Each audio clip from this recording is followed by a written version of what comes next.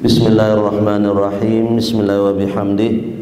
Assalamualaikum warahmatullahi wabarakatuh.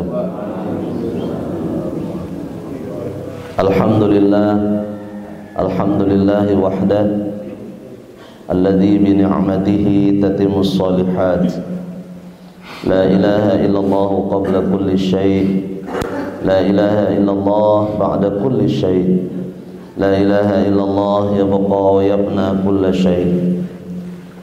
Allahumma aslih ummata Muhammadin sallallahu alaihi wasallam wa farrij an ummati Muhammadin sallallahu alaihi wasallam warham ummata Muhammadin sallallahu alaihi wasallam wanshur wahfaz wa ayyid nahdatal watani fil alamin wa ammir nahdatal watan ad-diniyatal islamiyah ala madhhabi ahli sunnati wal jamaati ila yaumiddin bihaqqi sayyidina Muhammadin sallallahu alaihi wasallam.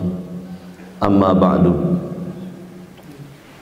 Ila Anqal hadis berapa?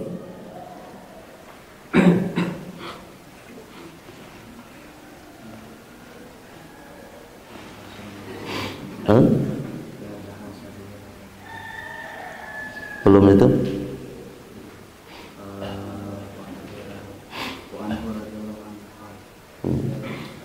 Qala al-muhaddis rahimahullah tabaraka wa ta'ala wa nafa'ana wal muslimin bi'ulumihi fid dharain amin.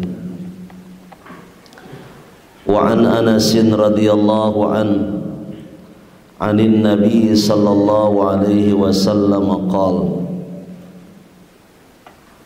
dari sahabat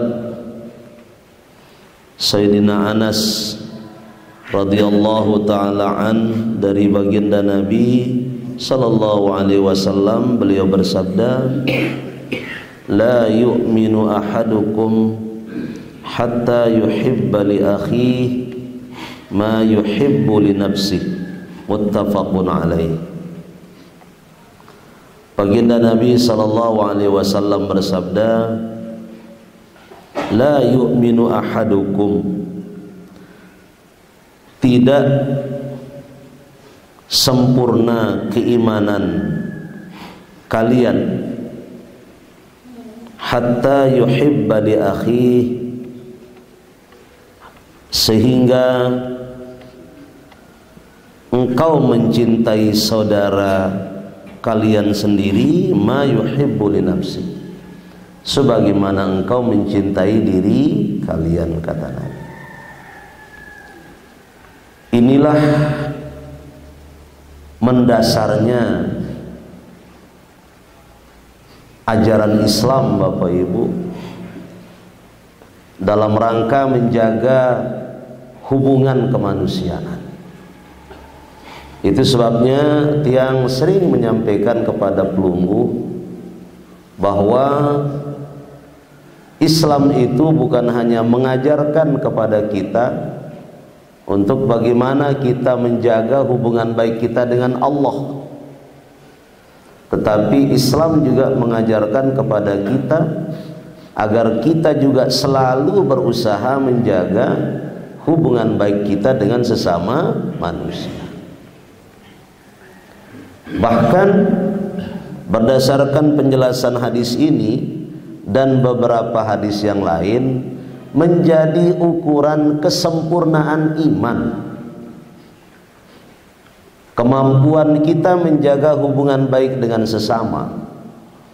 Jika kita mampu menjaga hubungan baik dengan sesama, maka itu tanda insyaallah keimanan kita menjadi sempurna.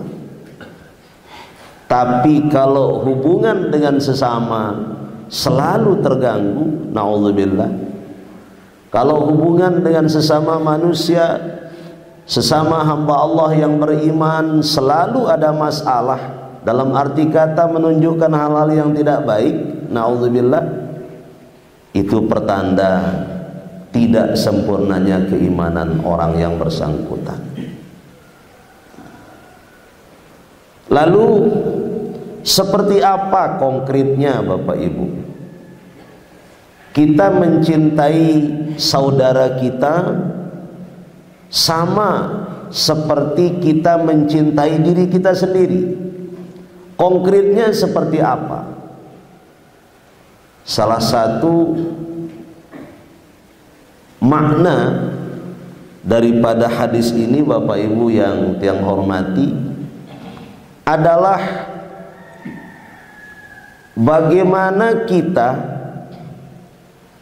memiliki kesadaran untuk bisa menghormati orang lain sebagaimana keinginan kita dihormati orang lain. Apakah keinginan kita menghormati orang itu sama dengan keinginan kita untuk ingin dihormati? Kalau ingin dihormati, bapak-bapak dan ibu-ibu sekalian, pemirsa selaparang televisi rahimakumullah, semua manusia memiliki keinginan untuk dihormati, dan itu fitrah. Itu fitrah, Bapak Ibu. Karena manusia diciptakan oleh Allah dengan kemuliaannya, dengan kehormatannya. Jadi wajar semua orang ingin dihormati. Tapi tidak semua orang bisa, tidak semua orang mau menghormati orang lain. Dan sekali lagi, berdasarkan hadis ini ukuran kesempurnaan iman. Ukuran kesempurnaan iman. Ketika kita memiliki rasa mencintai saudara kita sama dengan rasa kita ingin dicintai, ketika kita punya rasa ingin menghormati saudara kita sama dengan rasa kita ingin dihormati, maka insya Allah itu tanda kesempurnaan iman.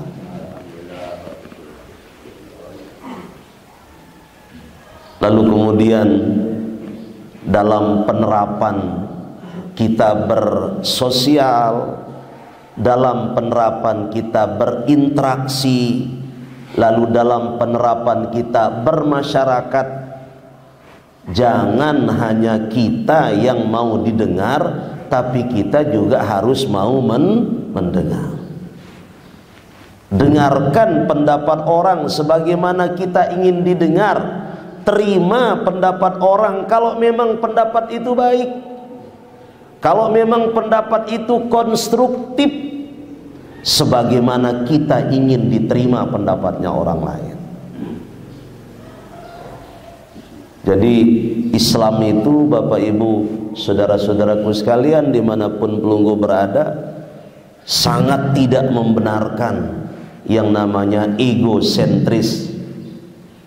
Milin taita doang pati, milin taita doang dengar, mendingan tanjari getu tajari getih. Islam tidak seperti itu. Islam tidak seperti itu. Tanda kesempurnaan iman apabila kecintaan kita kepada diri kita sama dengan kecintaan kita kepada saudara kita yang lain. Wa anhu qala,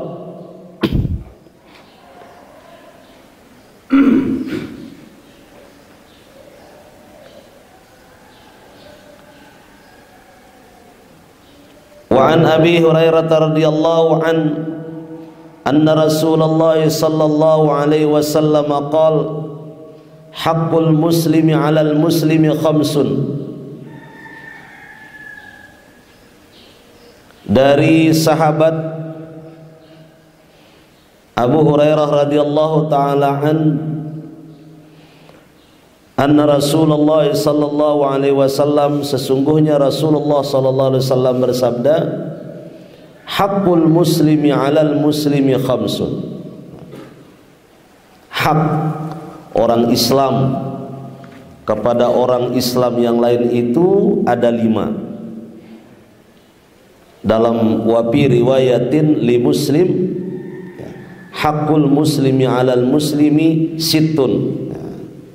Kalau dalam hadis riwayat Imam Muslim, hak orang Islam kepada orang Islam yang lain itu 6.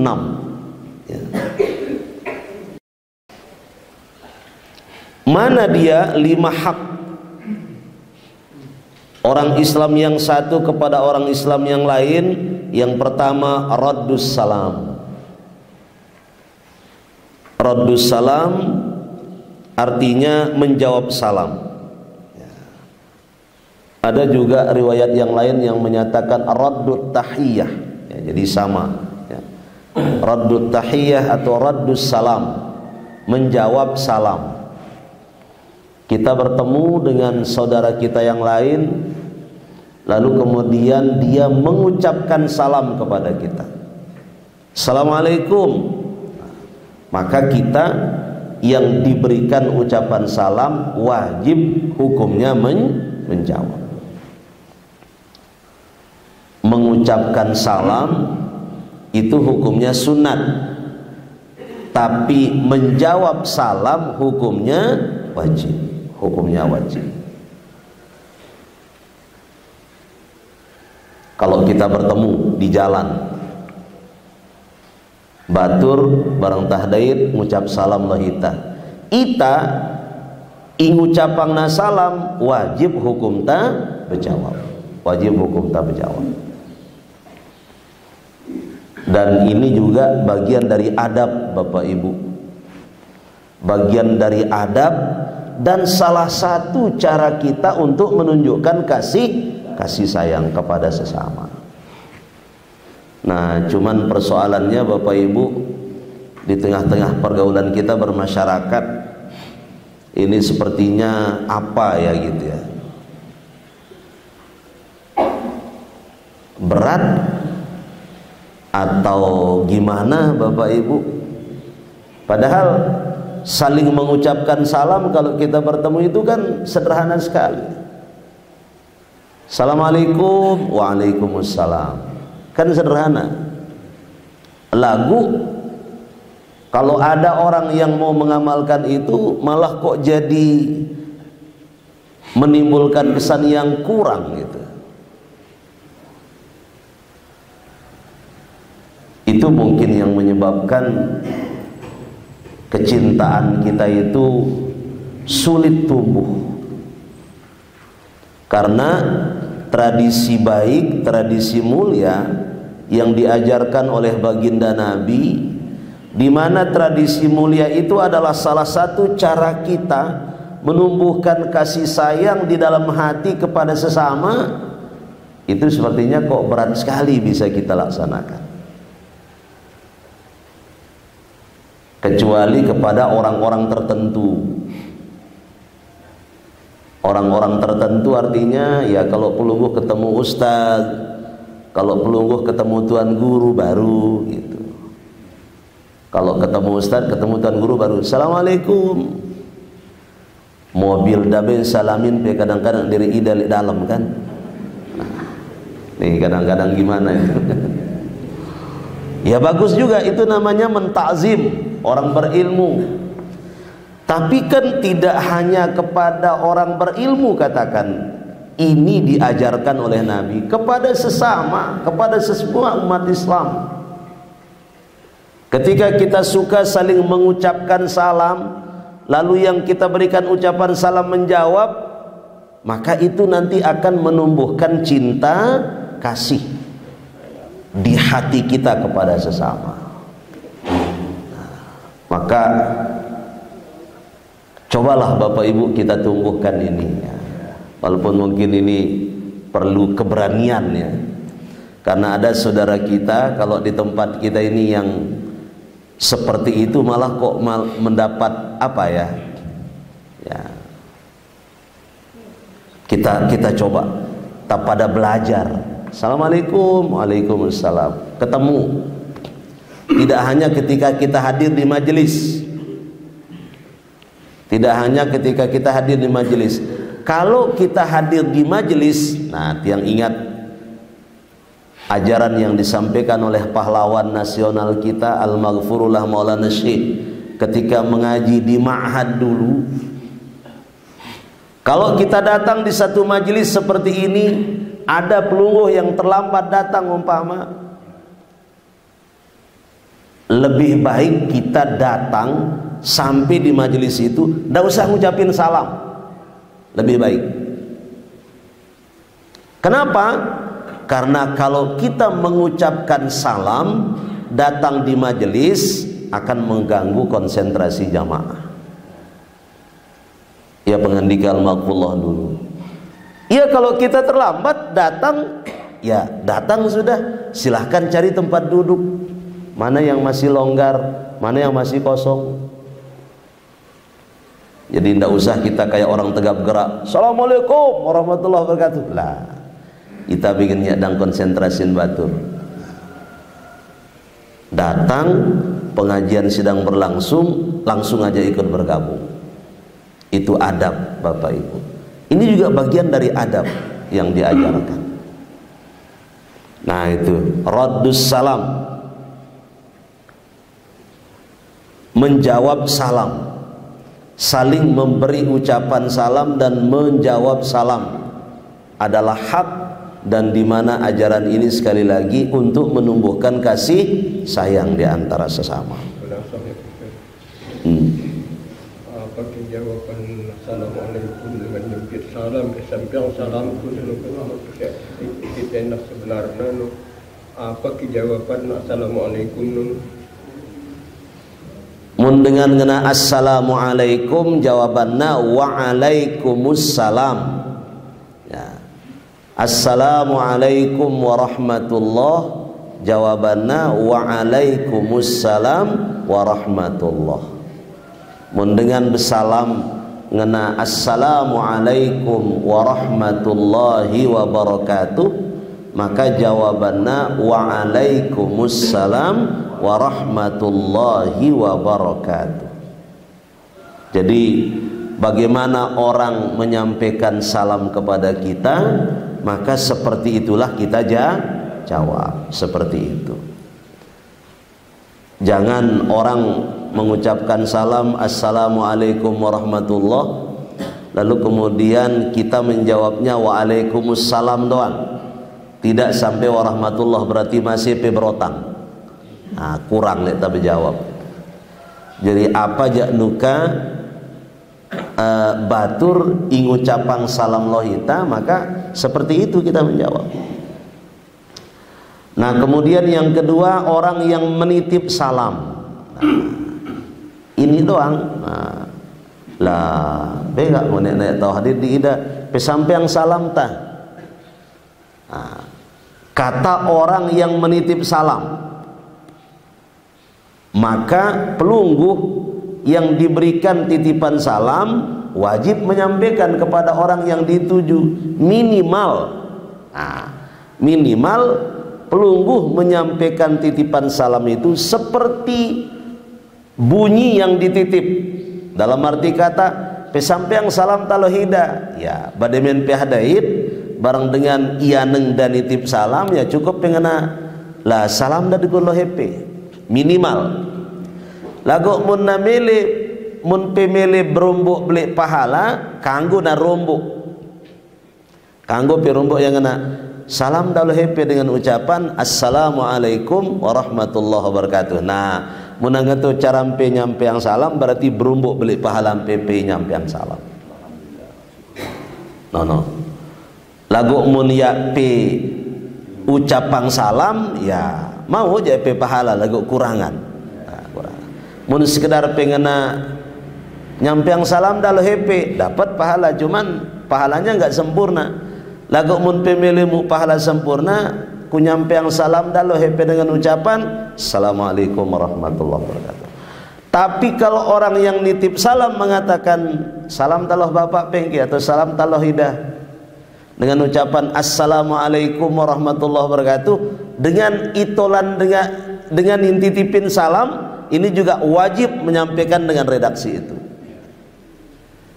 Salam dah papungku atau salam dah pamanku lehepe bapak lohina dengan ucapan assalamualaikum warahmatullahi wabarakatuh, wajib dia sampaikan begitu. Tidak boleh dia menyampaikan salam dah lehepe papungku ina tutu, tidak boleh. Padahal yang nitip salam mengucapkan lafaz salamnya dengan sempurna. Nah Lalu kemudian bagaimana orang menjawab? Nah, ini dia. Ini dia yang sering keliru, Bapak Ibu. Bagaimana orang menjawab titipan salam?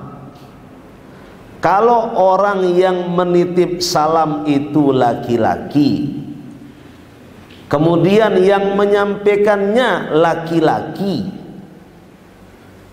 lalu dia juga ketika menyampaikan salam itu mengatakan Assalamualaikum warahmatullahi dan selanjutnya, maka kita yang diberikan titipan salam itu menjawab wa alaika wa alaihis salam, wa alaika wa alaihis salam wa rahmatullahi wa barakatuh.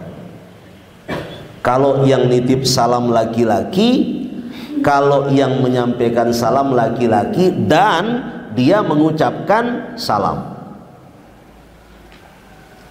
Kalau dia menyampaikan salam tapi tidak mengucapkan assalamualaikum, bau terima ya sekedar cemoh. Salam dah bapak kula hepe papu sepi dara ucapan assalamualaikum, bau pengantek-ngantek, bau pengantek-ngantek. Ya taulah jawab yang ngena wa alaika wa alaihissalam. Lamun sekedar nangana salam, salam dah. Lagu mundangana salam bapak kula hepe papu dengan ucapan assalamualaikum dan seterusnya aja wajib nan jawab ngana wa alaika wa alaihis salam. Lamun nyampeang nono mama, ini tip salam mama, inyampeang salam yandah mama. Lamun ini tip salam nina, umpama salam ibuku atau salam papu ninangku, lo hepe ina, lo hepe bapak, berarti yang nitip salam perempuan, yang menyampaikan salam laki, maka dengan ketentuan dia juga mengucapkan assalamualaikum ketika menyampaikan itu, jawabannya adalah alaika wa alaihas salam. Apa tuh kan? Lagu ini kayak pengapalnya ini kuat sampai yang ini soalnya sering saya sampaikan ini lagu ya nini doang lekat. Iya ndak apa-apa kita ulang, sering yang sampaikan ini kan dalam pengajian-pengajian lain. Mun ini tip salam mama inyampeang salam mama ampu nangucap salam apa kita berjawab wa alaika wa alaihis salam. Lamun ini tip salam inyampeang ini tip salam nina nyampeang salam mama ampu nangucap assalamualaikum apa tuh kan jawab ya wa alaika wa alaihas salam. Lagu mun ini tip salam nina imun nyampeang salam nina jawabanta alaiki wa alaihas salam. Nenek memang harus kita belajar kata bahasa Arab nih. Lagu munna sekat lalu le pemikiran ya nina mama na daripada pe kebabang. Apa duga pengajian dari terbin Jumat ngajar tanjawab salam. Jangka-jangka urang ngipi jawab salam. Ya na kumbe-kumbe na nina kena mama na bantong. Kata julu nyampe yang barang nitip jawab dia dengan jawaban alaika wa alaihis salam kanggo ya na kumbe-kumbe. Walaupun arak tolana salah dari segi damir lagu niat. Nah ya tolana berlaku niat ya. Daripada purung jawab salam. Dari niat tawah gitu. Niata menjawab salam dengan ini tip barang jawab salam dengan hilangan dan nyampe ya. Ini bapak-bapak dan ibu-ibu sekalian, cara kita menjawab salam di dalam ketentuan agama.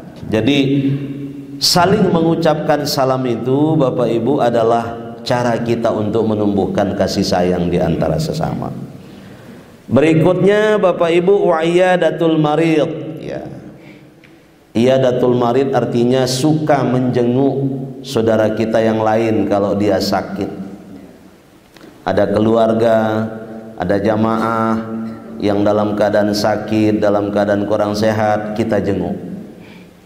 Kalau kita belum bisa menjenguknya secara langsung, secara fisik, paling tidak kita menjenguknya dengan mengirimkan doa. Mudah-mudahan dah bijak ngicanin sehat, agar tabau kumpul mari berjuang bermajelis, umpama seperti itu. Minimal Bapak Ibu, kalau memang kita belum sempat menjenguk, minimal menjenguknya dengan doa. Dan pahala orang menjenguk orang sakit itu luar biasa Bapak Ibu.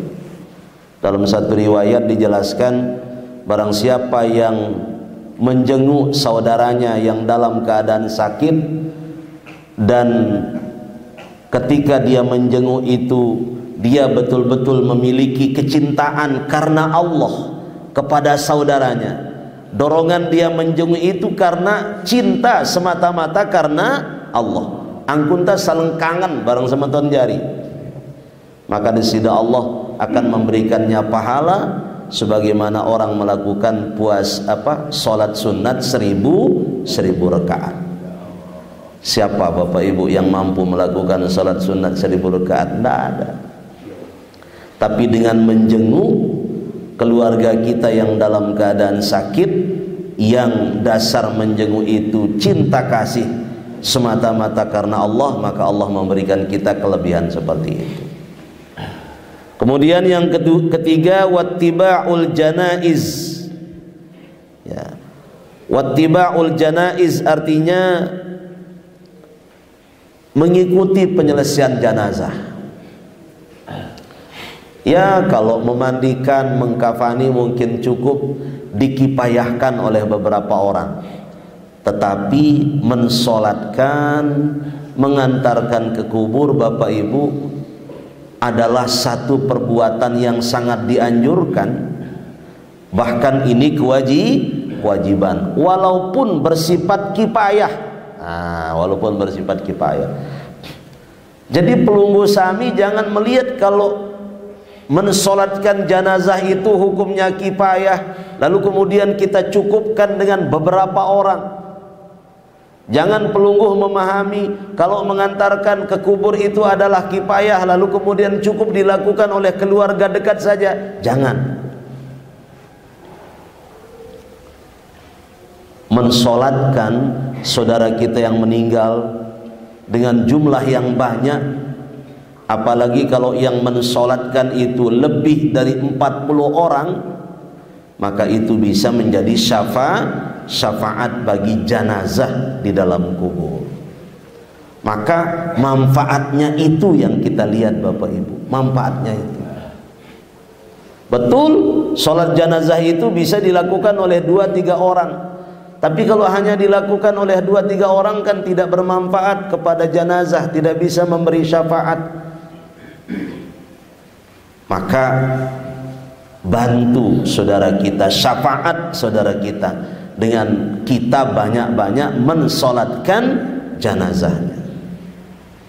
Seperti yang dijelaskan dalam hadis, idza matar rajul, apabila seorang meninggal dunia lalu kemudian disolatkan oleh minimal 40 orang, lam yusyrik billahi syai'a, orang yang solat itu tidak pernah menyekutukan Allah, maka solatnya 40 orang itu kuntulahu kana lahu syafi'an, maka itu akan menjadi syafaat bagi yang meninggal.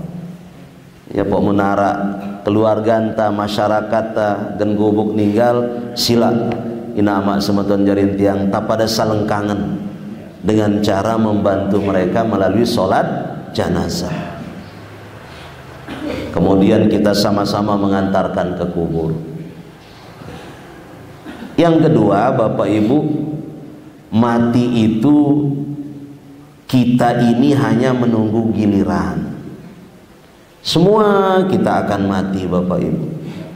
Jenazah kalau sudah dimasukkan ke dalam keranda jenazah, atau bahasa anta gorong batang, imletang nalik dengan mati nono, kata ulama adalah nalui-lui nyolatin janazahku. Jadi kalau kita ingin ketika kita meninggal nanti orang yang mensolatkan jenazah kita banyak, maka girang-girang itu nyolatin jenazah batu. Girang-girang. Jangan kita malas, ya tagiran abot nyolatin jenazah batu, di mana sholat jenazah itu juga kan tidak terlalu sulit kaifiatnya Bapak Ibu. Hanya 4 takbir. Allahu Akbar, Allahu Akbar, Allahu Akbar, Allahu Akbar. Ada memang bacaan-bacaan di dalamnya, tapi andai kata pelungguh juga tidak bisa membacanya, tidak jadi persoalan, karena hakikat dari sholat jenazah itu adalah mendoakan, membantu. Itu sebabnya tiang aja pelungguh tidak bosan-bosan tiang nih ngajak masyarakat kita yang ada di wilayah kita ada Salekong ini untuk ayo kita tumbuhkan rasa cinta kasih kepada sesama yang telah meninggal, kita ikut mensolatkan jenazahnya, lalu kemudian kita antar ke kuburan, karena itu juga adalah hak mereka. Ittiba'ul janaiz, ikut menyelesaikan jenazah. Kemudian yang keempat, ijabatud dakwah. Ijabatud dakwah itu artinya menghadiri undangan. Ketika ada saudara kita yang berhajat, lalu kemudian dia mengundang kita zikiran dalam rangka syukuran, menghadiri kita untuk menghadiri akad nikah, itu hak mereka. Kewajiban kita untuk hadir selama kita tidak memiliki keuzuran secara syar'i. Kalau kita tidak memiliki keuzuran secara syar'i, kecuali kalau kita ada keuzuran Bapak Ibu, ala kulli hal namanya kita uzur. Tapi kalau tidak mau datang karena tidak ada alasan, nah ini bisa-bisa menjadi perbuatan yang dikategorikan zalim, karena membuat yang mengundang itu menjadi kecewa. Apalagi ketidakhadiran kita tanpa ada informasi kenapa tidak hadir. Kalau kita tidak hadir lalu kemudian menginformasikan lewat WhatsApp atau SMS atau apa, mungkin mohon maaf sebenarnya saya kepingin hadir tapi karena begini, dan memang betul ada keuzuran itu. Nah itu aja ala kulli hal. Yang mengundang juga kan tidak kecewa Bapak Ibu. Gitu. Ini mulianya ajaran Islam. Kita wajib menghadiri undangan ketika kita tidak memiliki keuzuran. Kenapa agama mewajibkan kita? Karena menghadiri undangan adalah salah satu cara kita memperkuat silaturahim, memperkuat silaturahim. Lalu kemudian yang kelima, watashmitul atis. Ya. Watashmitul atis itu artinya menjawab orang yang bersin. Ya. Apa bersin bahasa anta? Baksen. Asik. Alhamdulillahirsyukur. Mundangan alhamdulillah syakur ita ibarangna jawab yang na yarhamkallah munamama. Munanina iba sing yarhamkillah. Nono lek tak berjawab. Mun dengan iba sing mama apa tu kan? Yarhamkallah. Lamun iba sing nina yarhamkillah. Ampu dengan iba sing jawab kita ngana yahdina wa yahdikumullah wa yuslihu balakum. Jangan bisa bilang masalah kadi. Nah, diri ya doang kan. Betul. Apalagi petuang dengan yang sudah berusia lanjut kadang-kadang menjadi penyakit. Memang anang melinda kan ya bukan keinginan dia, tapi namanya penyakit. Ada orang yang bersin beberapa kali. Entuangna dengan tuak ngetu ngitungna. Karah kali, hasik karah kali, hasik karah kali lah nengkajak saulas. Tidak boleh Bapak Ibu kita memperlakukan orang-orang tua seperti itu. Ada redaksi hadis yang menjelaskan, nih menjadi pelajaran bagi kita. apabila ada orang mempermainkan orang tua itu walaupun bukan orang tua kandungnya, apalagi orang tua kandungnya, naudzubillah. Apabila ada, katakanlah, anak muda mempermainkan orang tua, maka anak muda itu, kalau Allah berikan dia umur panjang sampai tua, Allah akan nyiapkan dia anak muda nanti yang akan mempermainkan dia. Hati-hati makanya agama mengajarkan kita hormati orang tua. Hormati orang tua. Tidak boleh kita mempermainkan orang tua. Sekali lagi, kalau ada anak muda atau siapapun yang suka mempermainkan orang tua, kalau anak muda yang mempermainkan itu dipanjangkan umurnya, Allah sudah siapkan dia generasi yang akan mempermainkannya nanti ketika tua. Na'udzubillah min dzalik. Nah, maka tidak usah kita ikuti kayak cerita tadi, tidak usah kita cerita. Doa yang mudah-mudahan dah bejat sehat. Lelegan penyakit dah marak. Nah, itu bapak-bapak dan ibu-ibu sekalian, kalau dalam riwayat yang lain, wabi riwayati li muslimin haqqul muslimi 'alal muslimi sittun idza laqitahu fasallim alaihi, apabila kamu bertemu maka ucapkanlah salam. Wa idza da'aka fa'ajibhu, apabila dia mengundangmu maka hadirilah. Wa idzan tansahaka fansahlahu, yang ketiga, apabila dia meminta nasihat kepadamu maka nasihatilah. Wa idza atasa fahamidallah fashamidhu, lalu kemudian apabila dia bersin, lalu kemudian dia mengucapkan alhamdulillah. Kalau ada orang bersin tapi dia tidak mengucapkan alhamdulillah syakur, tidak usah dijawab. Yang kita jawab itu kalau dia bersin lalu kemudian dia menyatakan alhamdulillah, itu yang kita jawab. Nah, wa idza marida fa'udhu, apabila dia sakit engkau menjenguknya. Wa idza mata fattabi'hu, lalu kemudian apabila dia meninggal engkau ikut menyelesaikan jenazahnya. Rawahu Muslim. Ini riwayat dalam hadis Imam Muslim. Kalau muttafaqun alaih tadi 5, kalau riwayat Imam Muslim 6. Satu tambahannya Bapak Ibu, yaitu wa idzastansahaka fansahlahu, apabila dia meminta nasihat orang Islam itu kepada kalian, saudaramu sesama Islam itu kepada kalian, maka nasihatilah dia. Itulah sebabnya kalau kita melihat ahli-ahli ilmu, para kekasih Allah, kalau bertemu dengan sesama beliau, sesama ahli ilmu, sama kasih Allah, biasanya yang disampaikan oleh orang-orang mulia itu kepada sesama beliau itu, doakan saya, doakan saya. Atau beliau mengatakan nasihati saya, nasihati saya.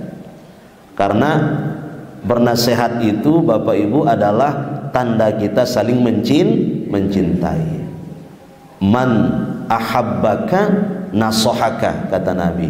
Barang siapa yang mencintaimu maka pasti dia mau bernasihat kepadamu. Bernasihat supaya kita jangan menyimpang dari jalan Allah Subhanahu wa ta'ala. Bapak Ibu sekalian, inilah kajian kita, pengajian kita pada pagi Jumat ini.